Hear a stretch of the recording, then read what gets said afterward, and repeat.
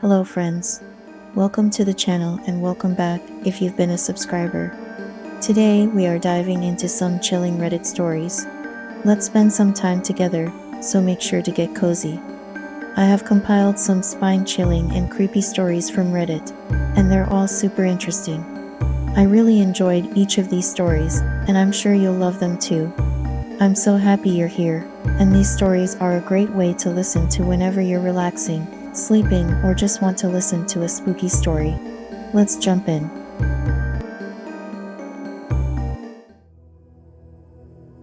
The title doesn't lie. My dad is a chair. To be specific, he's a fully upholstered bright orange angel accent living room chair. The kind with wooden legs you'd find in any three-piece suit from the 70s. He's pretty comfortable, truth be told. A little lumpy in places, but his padding is soft.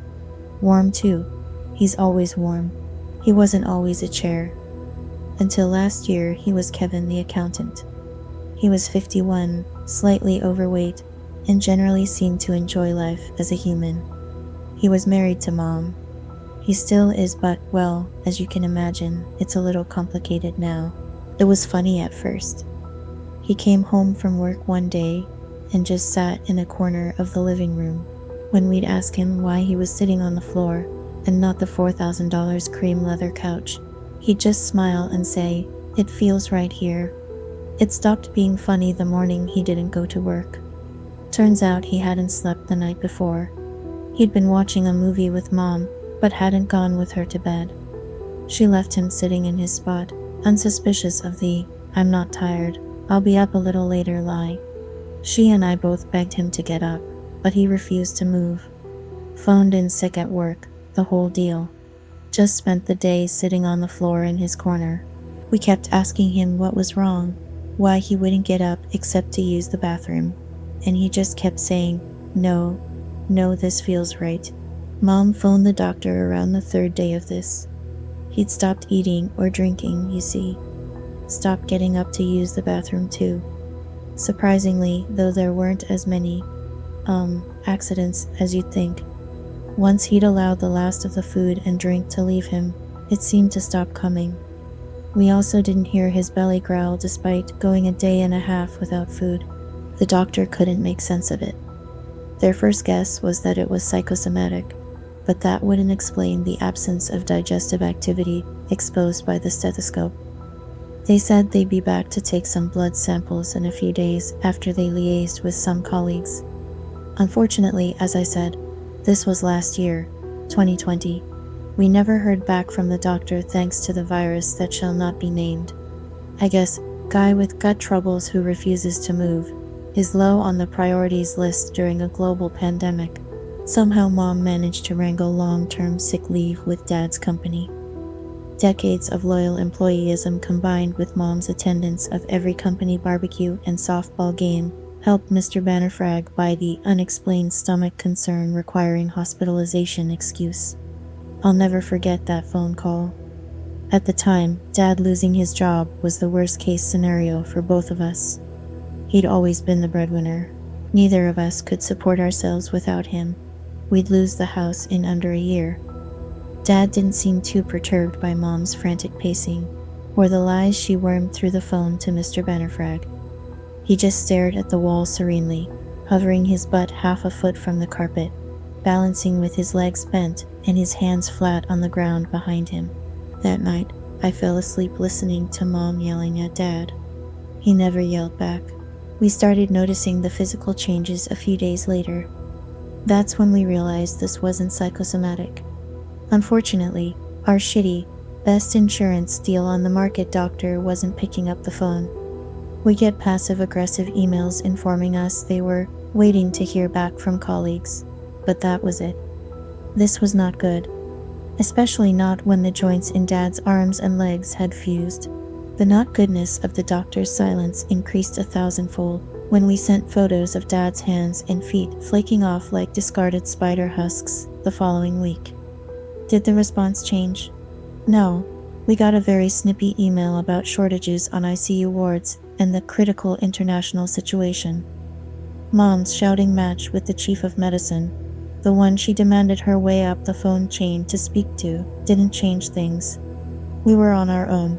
Mom spent all her time in the living room with Dad. I'd help her wash him, try and make him eat, talk to him when she'd tire out and fall asleep on the rug. Every day of this routine brought with it new changes in Dad's body. It started with his limbs, as you can probably guess. When his hands and feet fell off, there was no blood. They flaked apart, crusty and dry and brittle throughout. Even the bones of his toes and fingers had the density and consistency of dead skin.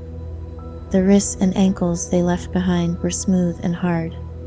It was difficult to tell whether we were looking at flesh or exposed bone.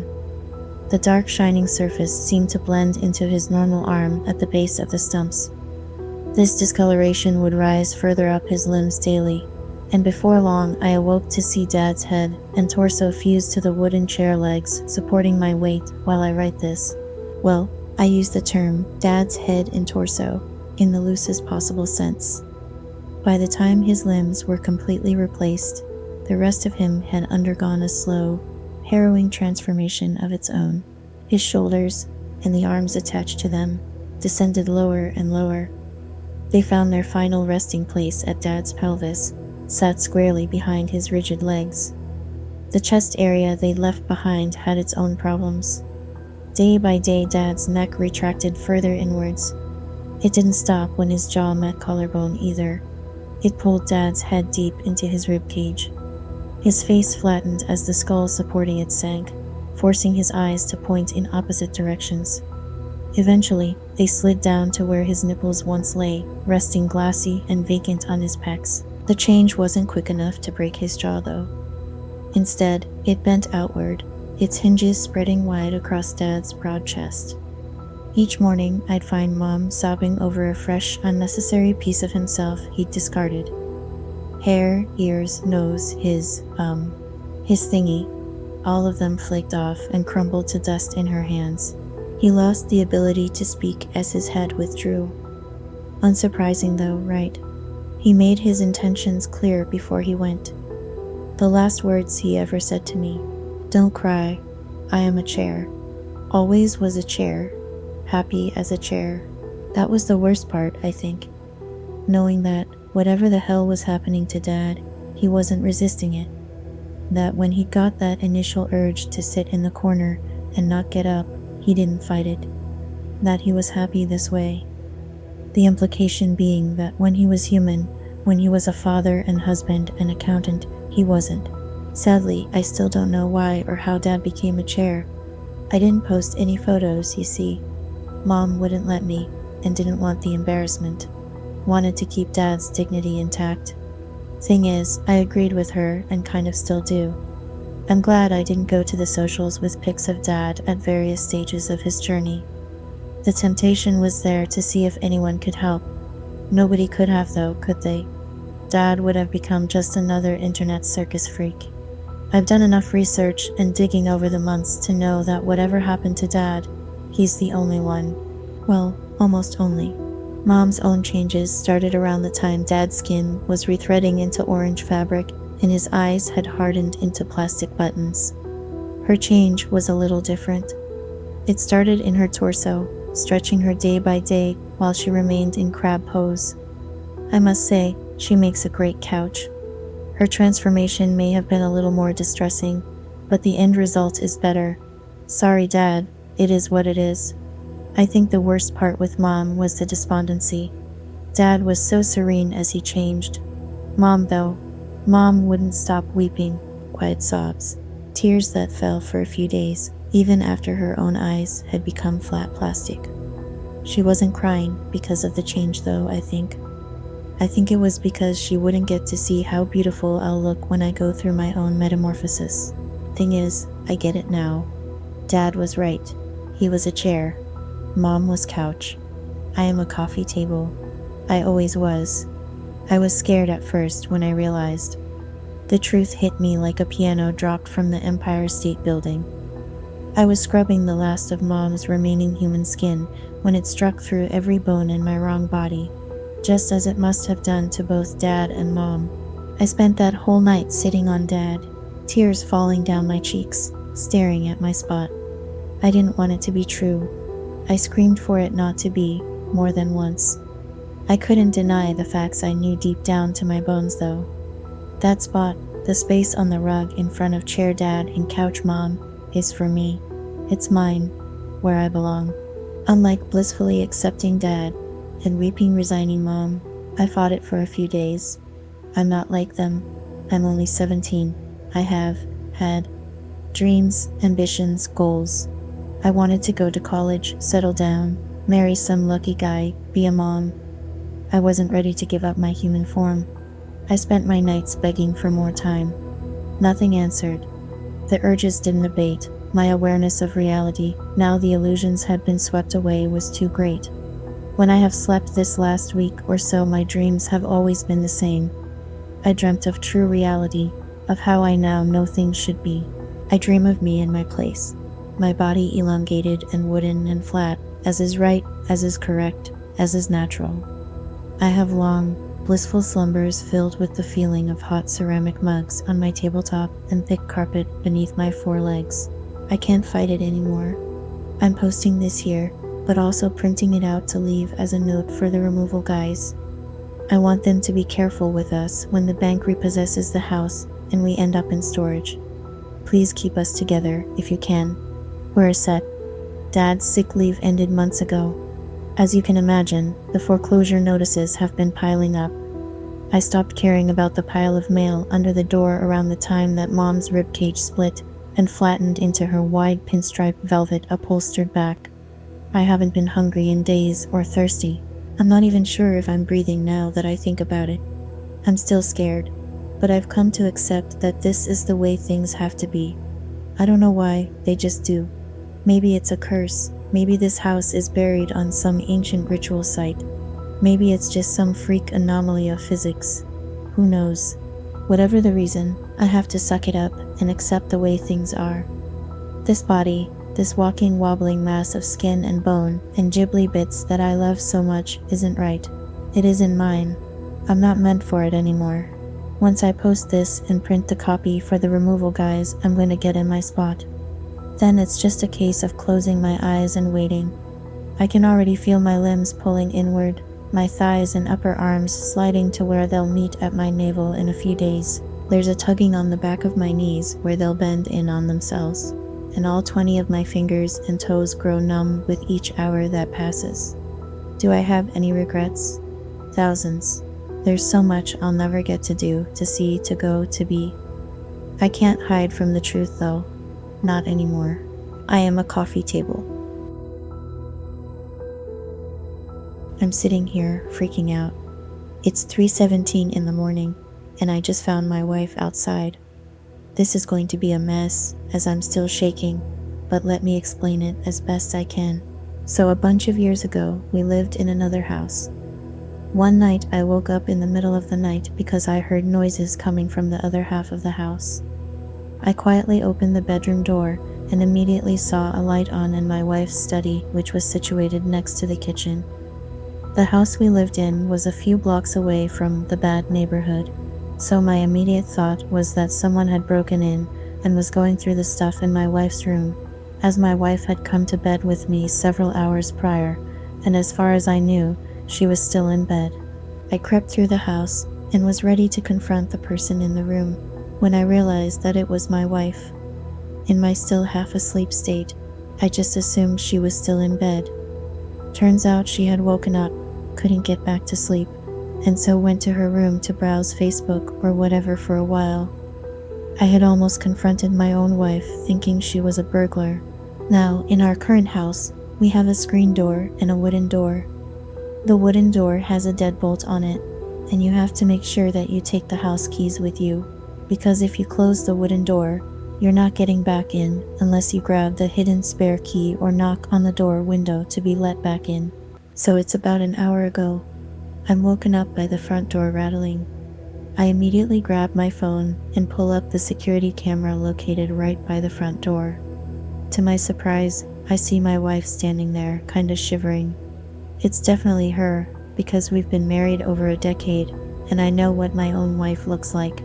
She's dressed in the same clothing she wore today, a red top and black pants. 100% her. I don't know what she's doing outside, but she is. Confused, I roll over, and there's my wife fast asleep. Remembering the incident in our last place, I use my phone screen to shine a light on her and confirm that it's definitely her and she's definitely in the bed. At this point, I'm really confused. I get up and make my way through the house to the front door. As I walk into the lounge room, our cat looks up at me half asleep. Normally, she's super curious about stuff going on outside, and I would have thought that hearing the screen door rattling would have caused her to be at the door trying to see what's going on. But it's as if she hasn't heard a thing. I stand by the door and call out, "Who is it?" "It's me. Hurry up and let me back in. I'm freezing."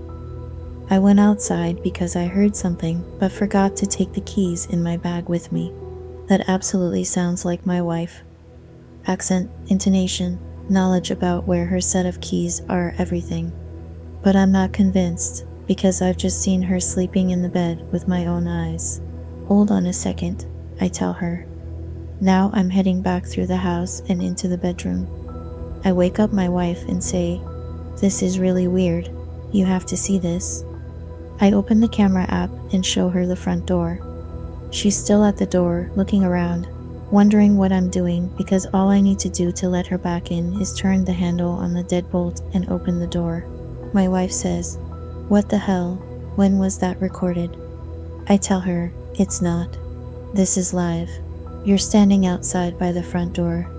I just went down there and asked who it was, and your voice told me it was you, and that I should let you back in because you're freezing, and you left your keys in your bag."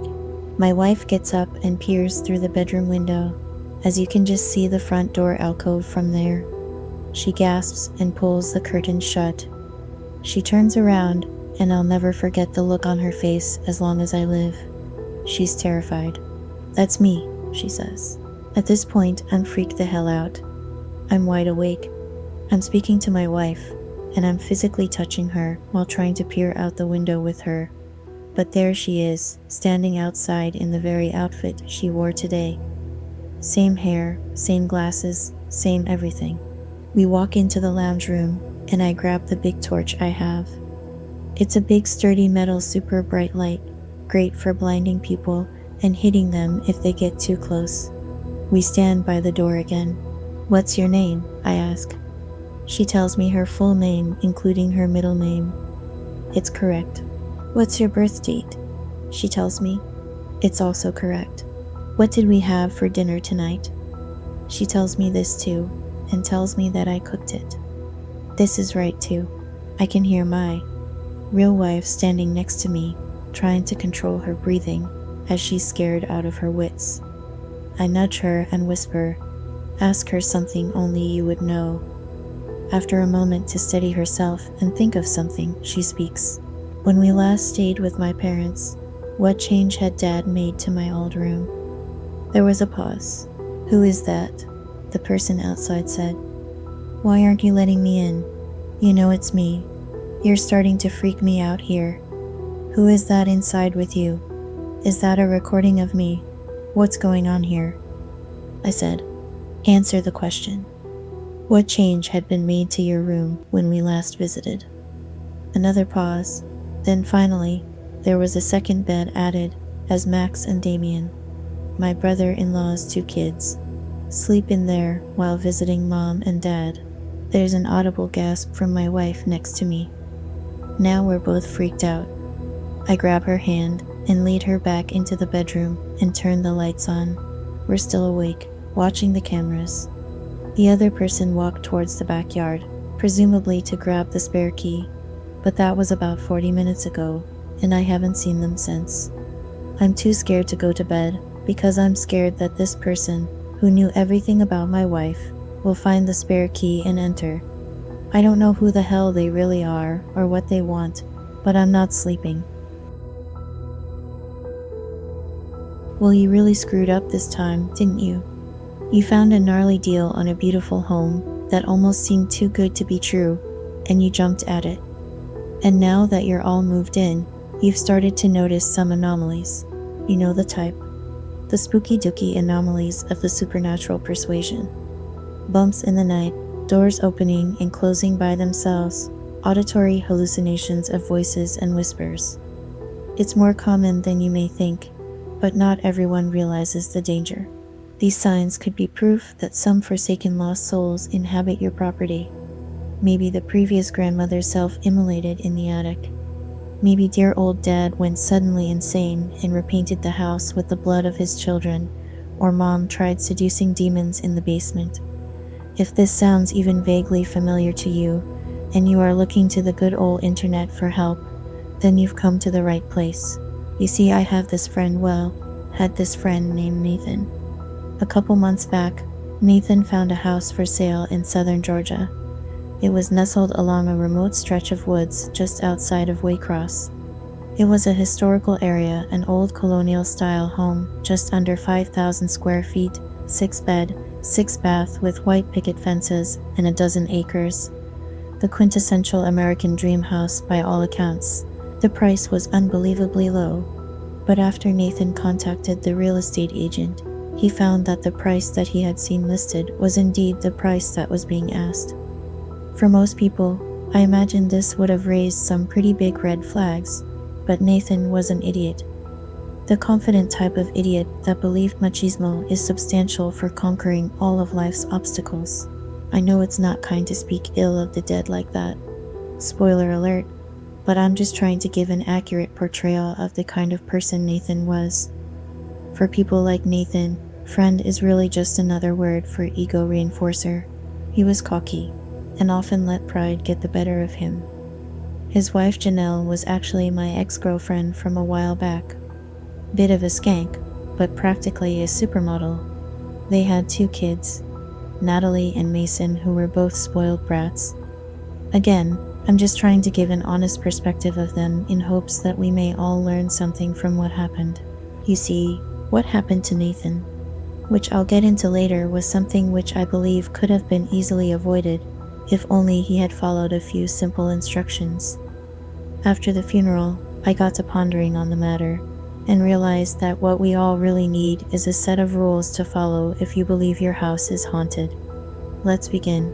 Rule number 1, when looking to purchase or rent a house, always ask for the history. Odds are if a house is being offered at way below market value, then there is a very good reason for it being that way. Nathan didn't do this, and thought that the under-market price was simply the universe handing him something he didn't really earn, as it often seemed to do. Nathan jumped at the offer, and within a few weeks, he and his family were approved to begin moving in. I volunteered to help them move in, and I'll be honest, the house was absolutely gorgeous. Things were great for them at first, but Nathan soon started noticing some odd occurrences. It started with this knocking sound that seemed to reverberate all over the home at odd hours. He said he could never seem to pinpoint where it was coming from, and it never seemed to originate from the same place twice. Eventually, he just chalked it up to the house settling, but that was just the beginning. Rule number 2, trust your gut. Your home is the last place you should feel uncomfortable. If you get that inkling of discomfort in the back of your mind that never seems to fully dissipate, pay attention to it. It's probably your subconscious trying to warn you. Nathan tried ignoring these sounds, told his wife that it was just normal or the wind, and comforted his children when they felt scared. He had 2 dogs, Rusty and Sailor, both of them black labs, and both seemed to become very anxious after moving in. Nathan did his best to get medication to help the dogs relax, but it didn't seem to help much. That brings us to rule number 3. Along with your gut, you should also trust your pets. Animals have instincts far greater than humans. It's been said that man is the only creature who will sense danger and still wander into it. Animals have a sense for the supernatural, dogs and cats in particular. If you find them growling at what appears to be nothing, or constantly staring into specific areas of the house, then pay attention to that. Odds are they can see something you can't. Nathan told me that Rusty, the older of the 2 dogs, would pace the hall each night for hours. He said it was like he was standing guard over something.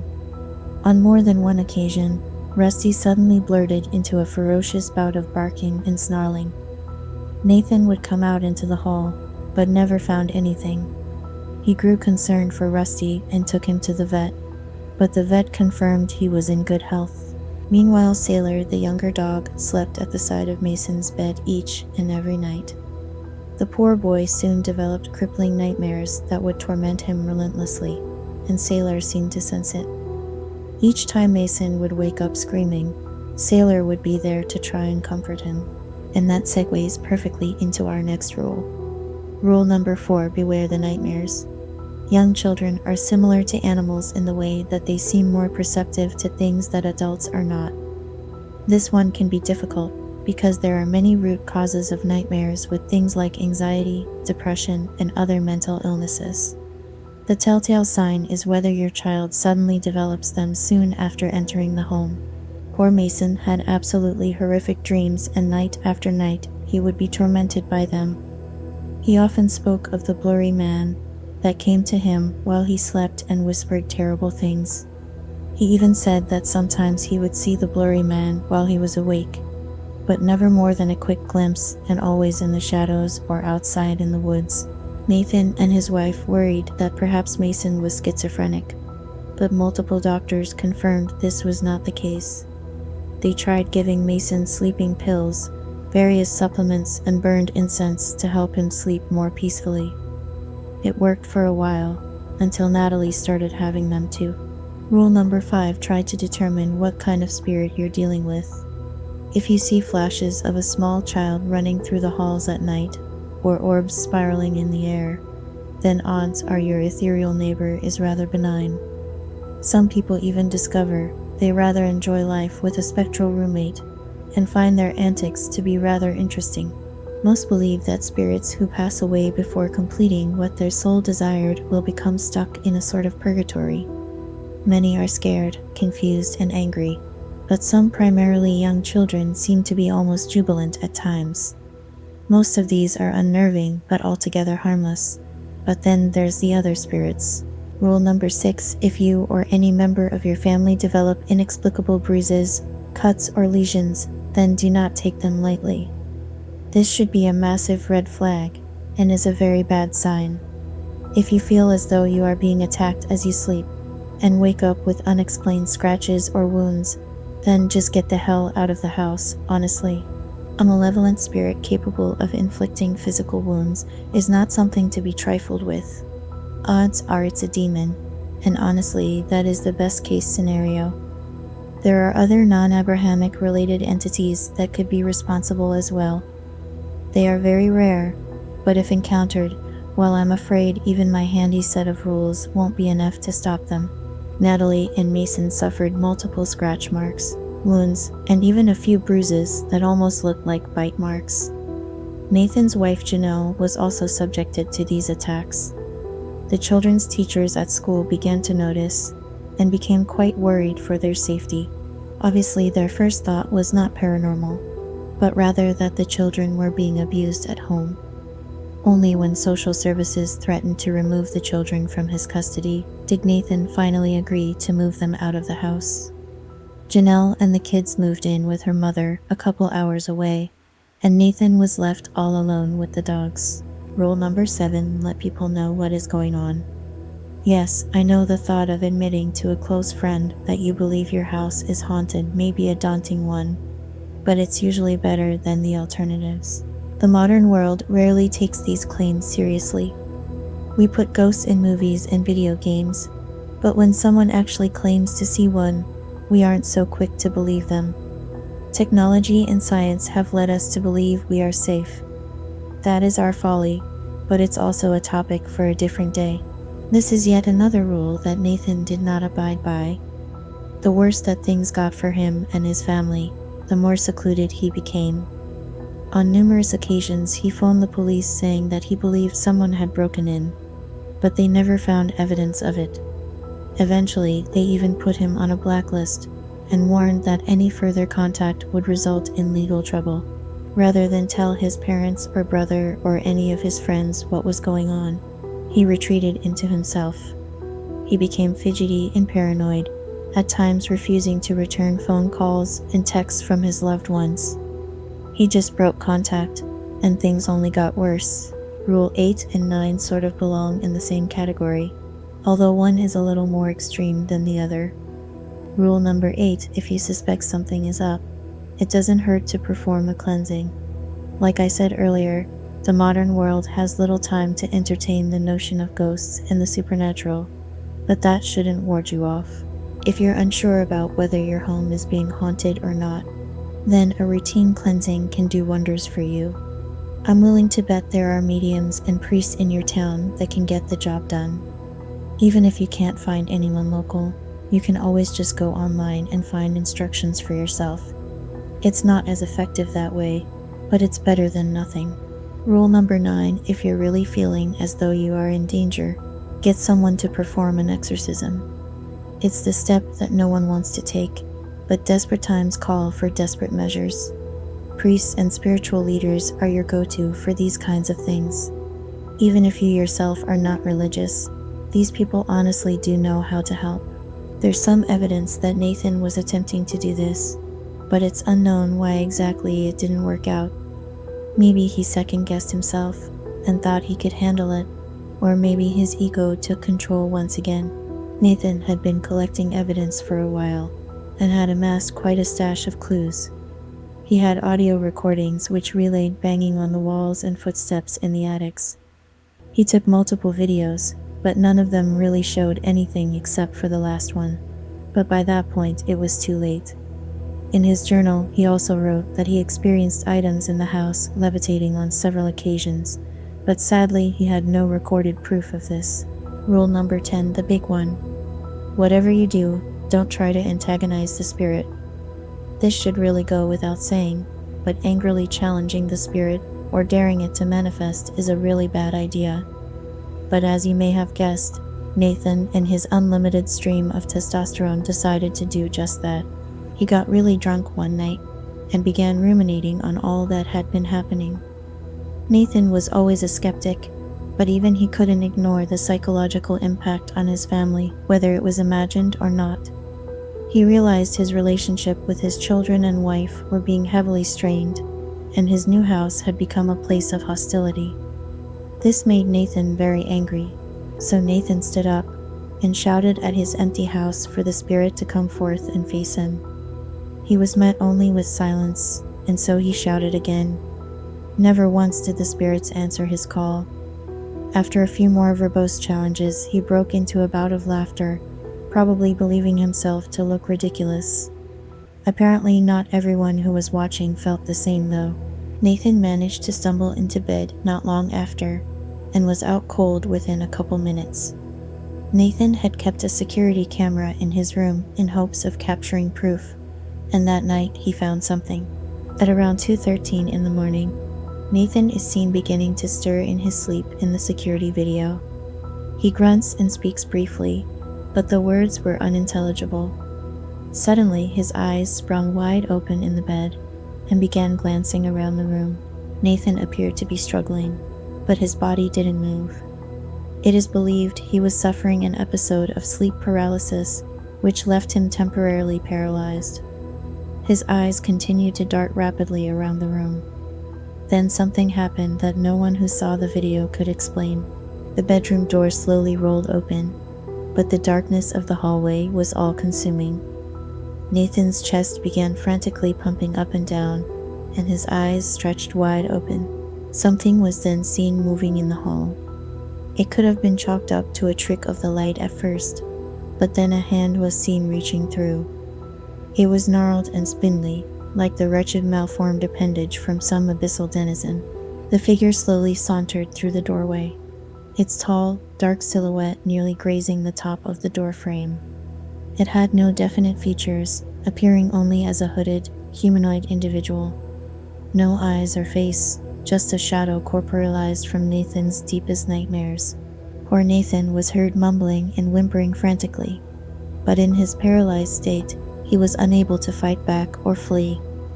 He could do nothing but watch in absolute horror as the thing approached him. It stopped at the foot of his bed and just stared at him for about a minute. Nathan continued to hyperventilate and didn't appear to blink once during the entire ordeal. The thing then finally moved closer. It then leaned down only a couple inches away from his face and appeared to whisper something. It was too quiet for the mic on the camera to pick up, but needless to say, it did not make Nathan feel any better about the situation. Suddenly, the thing lashed out with its twisted hands, constricting like pythons around Nathan's throat. In his paralyzed state, he couldn't even struggle against his shrouded attacker. Within a minute, Nathan's chest stopped moving, and his eyes fell still. The entity retracted its hands and just stared at him for about a minute. Then, as if taunting those who would see the footage, it looked directly into the camera. It whispered something again, but again, it was too quiet to discern what it was. Then, as quickly as it had appeared, it waltzed out of the room and vanished back into the darkness. Nathan was found by his wife Janelle a few days later, and she called the police. After an autopsy, Nathan was determined to have died via strangulation, much as what was shown in the video. Cops scoured the premises and found footprints from the intruder. However, the footprints were soon matched to a pair of Nathan's own boots. The police, of course, were not so quick to believe that Nathan was simply killed by supernatural forces. They conducted interviews with neighbors, friends, and family members, but none of them seemed capable or motivated enough to have done it. There were no signs of breaking and entering, and nothing had been stolen from the home. They came to me and conducted an interview as well, but of course, that was a futile effort. I mean, sure, the fact that Janelle was my ex-girlfriend was reason to suspect me, but I quickly dissuaded their accusations. Nathan was my friend, despite him not really being a good friend. What kind of friend bones your girlfriend behind your back anyways? I'm not bitter about it though, at least. Not as far as the police are concerned. My alibis were solid, and that's good enough for them. This brings us to my final rule. Rule number 11. Make sure you exhaust all other options before coming to the conclusion that your house is in fact haunted. If only Nathan had taken a little more time to investigate his home and himself more thoroughly, then maybe he'd still be alive today. Maybe he would have found the mini wireless speakers hidden in his attic to play the sounds of knocking. Maybe he would have found the patches in his air ducts that leaked mild doses of hallucinogenic drugs into his home. Maybe he would have detected the dog whistle alarm that caused his dogs to react so strangely.